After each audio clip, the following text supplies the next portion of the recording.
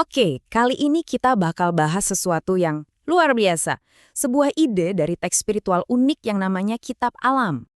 Nah, teks ini langsung nembak kita dengan satu pertanyaan yang dalam banget. Coba bayangin deh, gimana kalau ternyata Anda pernah bikin janji, janji suci, bahkan sebelum Anda lahir ke dunia ini? Oke, untuk ngejawab pertanyaan tadi, Kitab Alam ini ngajak kita lihat dulu apa sih misi utama kita dari Tuhan, kenapa kita ada di bumi. Nah, ini dasarnya. Jadi ada pesan spesifik nih, tanggal 15 Februari 2011. Pesan ini bilang kalau kita itu diciptakan bukan tanpa tujuan.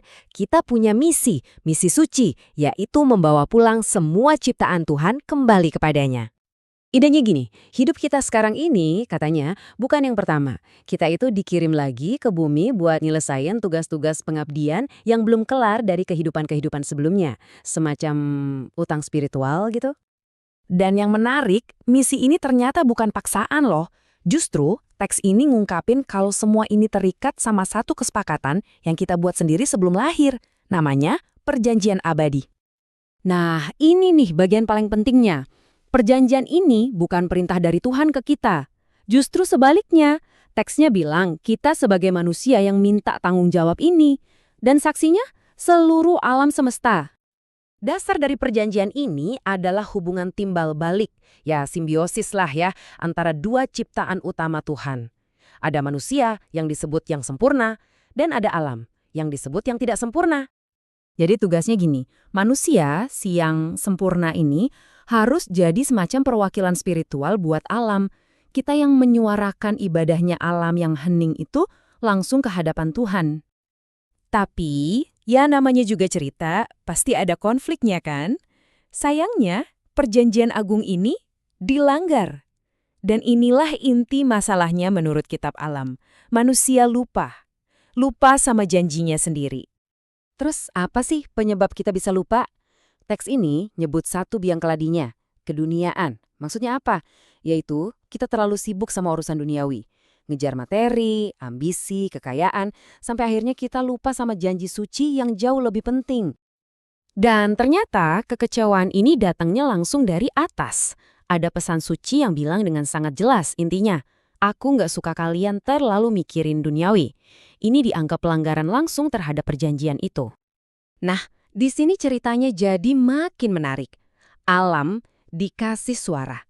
Dia seolah-olah curhat, ngungkapin rasa sakit hatinya, merasa dikhianati. Coba didengerin keluhannya ini. Rasa ketidakadilan ini akhirnya, ya, ada konsekuensinya. Kitab ini menubuatkan akan ada semacam hari perhitungan. Dan siapa alatnya? Alam itu sendiri. Alam yang akan jadi instrumen keadilan Tuhan. Dan jangan kira ini cerita buat ribuan tahun lagi ya.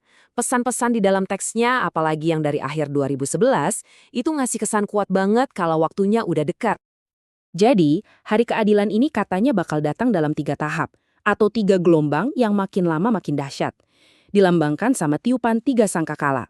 Dan setiap tiupan ini, sasarannya beda-beda, menargetkan rusaknya hubungan kita sama ciptaan.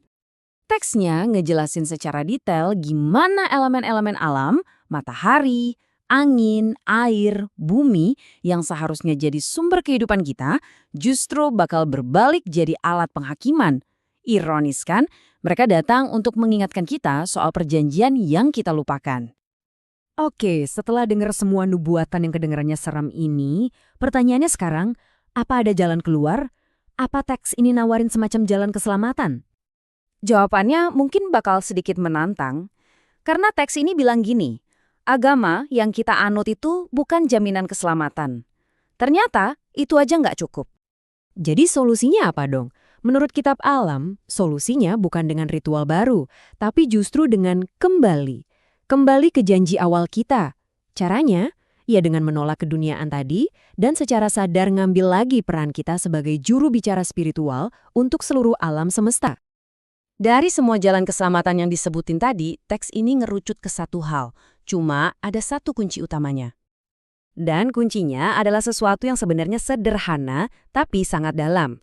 Yaitu, secara sadar, libatkan alam dalam setiap ibadah kita. Ingat lagi, kalau kita punya partner hening dalam kehidupan ini. Jadi pada akhirnya, kitab alam ini nggak cuma ngasih jawaban, tapi justru ninggalin kita dengan sebuah pertanyaan. Pertanyaan yang bisa mengubah cara kita memandang dunia. Teks ini kan minta kita jadi suara bagi ciptaan yang diam.